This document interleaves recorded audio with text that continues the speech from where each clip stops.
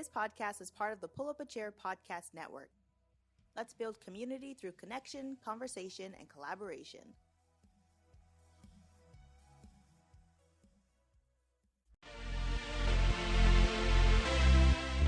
This podcast is sponsored by Lever Consulting, editing with a purpose. Check them out at leverconsulting.com for a free consultation.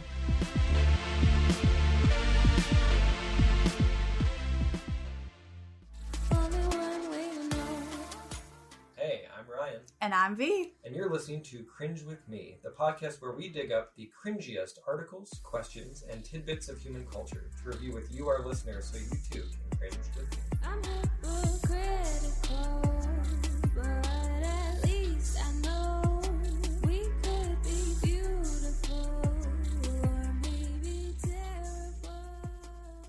Okay, guys, it's the last episode for May.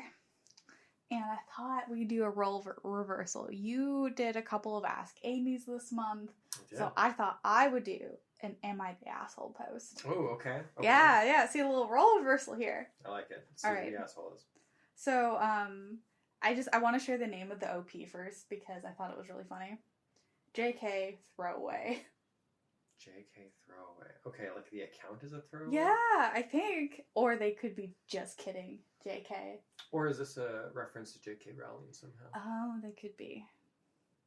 Anyways, the name of the actual post is in the Am I the Asshole subreddit is, am I the asshole for inviting old friends to my wedding despite my fiance's disapproval?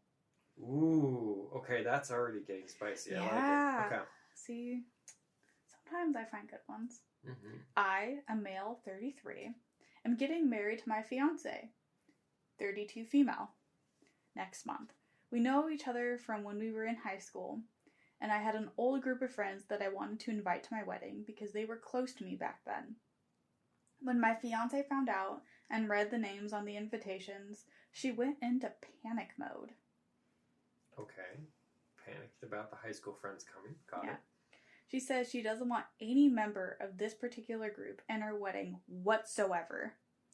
I asked her to explain, and she claimed that they'd heavily bullied and harassed her in high school while she was dealing with major mental health problems. Okay. She said that they made her life living hell and caused her mental health permanent damage. I asked if she was serious because that was many years ago and everyone has matured a lot by now. She said no, and that it doesn't make any sense that I wanted to invite them when I don't even hang out with them, and I haven't since God knows when.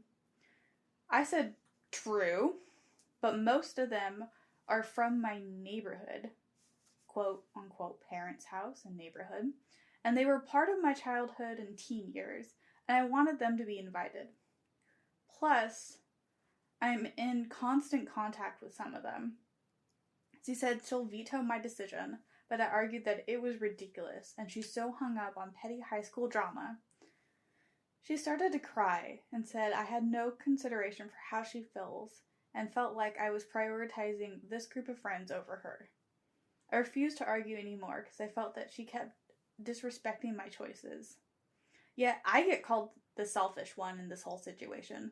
She's still arguing with me about it, and it's getting exhausting because I don't want to tell her to invite these people.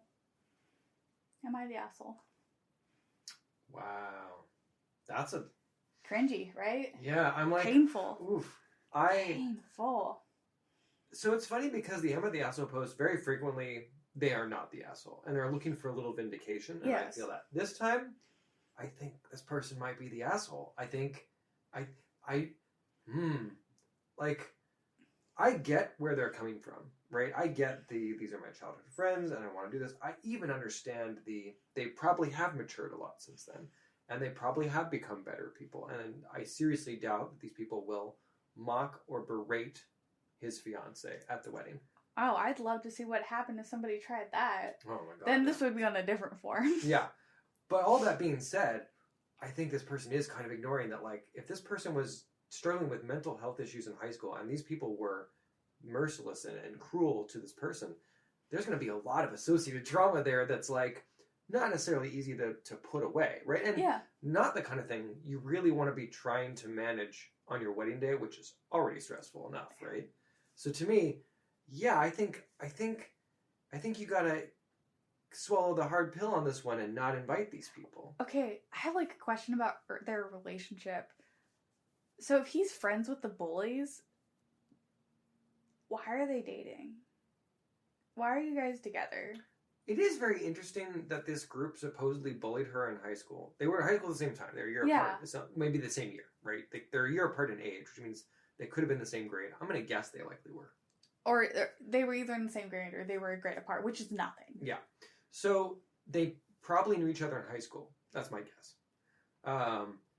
And he was friends with these people in high school. And they were mocking her. So was he just unaware of that? Like that seems hard to believe. Yeah, That's the thing I'm struggling with. I'm wondering, like, was he a bully too? And did he reform?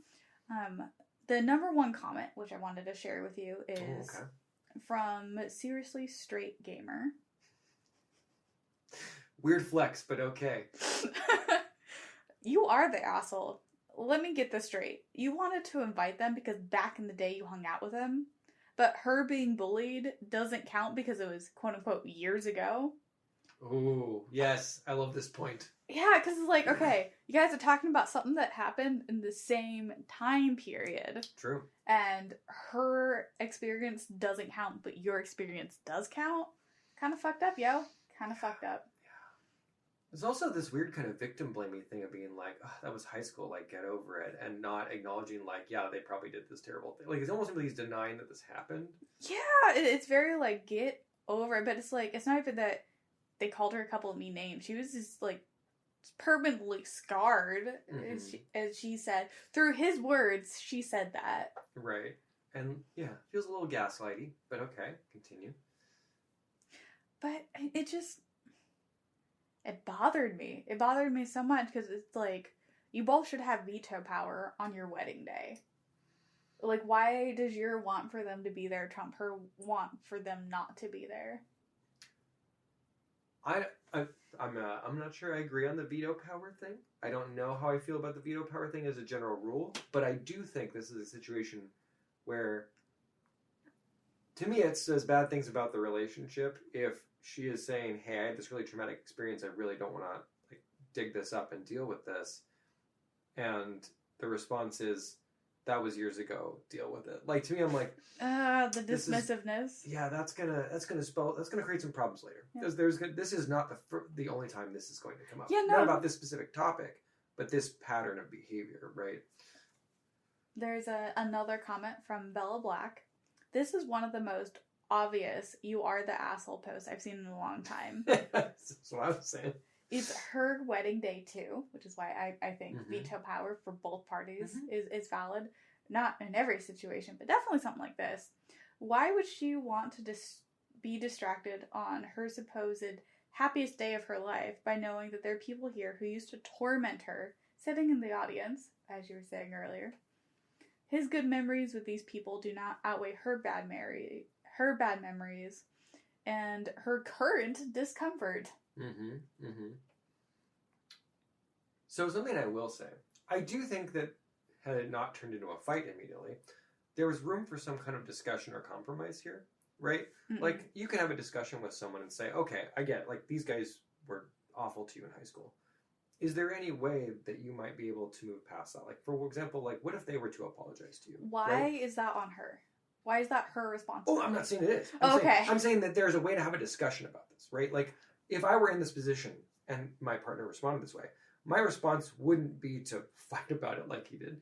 But my response wouldn't immediately be to cave either. My response would be, is there a way that we could move forward with them being there, right? Like, is there a way that if, like, for example, if they were to apologize to you sincerely, like, would you feel okay about them being here? And if the answer is still no, then I'd be like, okay, they're not coming, right?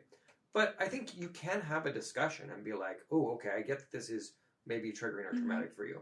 Is there a way that we could maybe resolve some of that, right? Like, maybe an apology years later can go a long way. Someone saying like, hey, I was an asshole. I was a total jerk back then. I have matured a lot. I recognize my behavior was bad.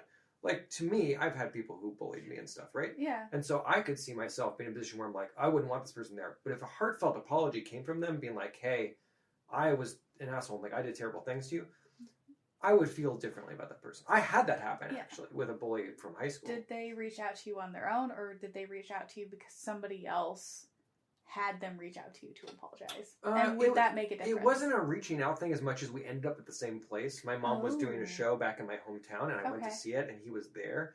And he was like, he started chatting to me because we were on the water polo team together. So and he's like, hey, by the way, man, like, me and a bunch of the guys were like total dicks to you, and like I know that, and I wanted to apologize. So it came from him. It came from him. See, I feel like that totally valid. Right. I'm not saying the person should coerce these people into apology either. You could go to them if let's say she says, yeah, I think that would mean something to me, but I don't want it to feel coerced, right? You could go to the people and be like, hey, I don't know if you guys remember, but you picked on my fiance a lot in high school. I think he cares. So I don't think. I'm not saying this, but I'm saying this is how I would handle that, right? It's like, so like, hey, you guys picked on my fiance a lot in high school, and she still remembers that and feels pretty bad about that. And I would leave it up to them to be like, oh, you're right, we should really do something about that. But because it's still their idea, guy. right? Like, you're not telling them to apologize. You're telling them, hey, this thing happened. And if they're like, oh my God, you're right, we should apologize for that, then I think there's somewhere to move forward. But if they're like, oh yeah, that was hilarious, I'd be like, yeah, you know what? You're not coming to the wedding, right? Like I agree with her. You shouldn't be here because you haven't grown up and you're not willing to move past or reconcile this difficulty. The problem is you're a good guy, and it doesn't sound like this guy is. I think I'm not going to make overall quality judgments on the person, but I do think that this behavior was really bad. They're an asshole. Another comment from Antidote79. I like that. Says, info, do you even like your fiance? She's talking about trauma caused by these people, and you're being so dismissive. If it's more important for you to have high school bullies and buddies at your wedding than it is for your bride to be happy, then you should probably reevaluate the whole getting married thing. Edit. Solid, you are the asshole. Your neighborhood is the asshole. And for all the other reasons other posters have mentioned, plus the fact that your replies have a tone of someone who doesn't even conceive of being wrong. Yeah. And I did dig around and read a lot of their whenever somebody, and a lot of people did say he was the asshole, whenever somebody did, he'd jump in and, I don't want to say put down his wife, but be like, oh, she's overly emotional, she's very sensitive, she cries a lot, over and over and over again. And get into long debates with these people about how awful his wife is as a person and how overly sensitive that she is as a person. Yeah, this guy is an artifact of an age that should die. This is not how you treat people when they have emotions. You don't call them overly emotional I'm not saying that emotions are the be all end all, right? But you have to, the emotions are valid and should be heard. And moving forward should involve discussing those emotions and finding the compromise between what you want your reality to look like and how you feel about it. But man, yeah, the whole this person is just emotional. It's maybe they're emotional because you're not listening to what they want or how they feel, right? That tends to make people pretty emotional. Yeah. It was, this was a very, very sad post. Yeah, that bums me out, but, yeah, there's a lot of people like that out there, so. So it is what it is, I guess. It's cringy. That's what it is. It's cringy. All right, guys. So we'll catch you at the beginning of next month. Make sure to go on social media and vote for who you think won this month's Cringe Awards, and we'll catch you next week to discuss. Yeah, we gotta do our month in review. Yeah. We'll see you then. Bye. Bye. All right, well, I'm Ryan, and you can find me on Twitter and Instagram under Build Right Roll, where I post about my professional Dungeon Master experiences. You can check out the links in the description if you're interested in hiring a professional DM or looking to level up your own DM skills. And you can find me, V, at Cringe Queen at Instagram and Twitter, or check me out on YouTube as the Queen of Cringe, and be embarrassed with me. All right. Well, thanks for listening and cringing along with us. And we'll catch you next time with more awesome cringe content. I'm hypocritical, but at least I know we could be beautiful or maybe terrible. Only one way to know. Only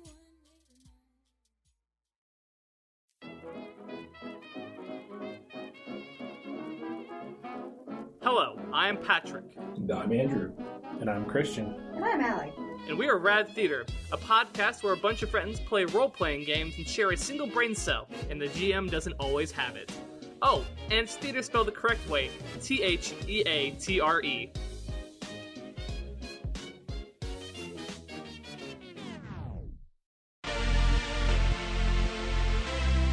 Okay, let's talk about Lever Consulting. They help you create so many things. A perfect personal statement, application essays, presentations. They help create writings that truly represent you. They've got writers, editors, and even researchers. Lever Consulting can make all your stuff easy to read, understandable, and enjoyable. They truly take editing to the next level. Not only do they have flexible rates, they also offer assistance with college applications and job seeking. Check them out at leverconsulting.com and get a free consultation.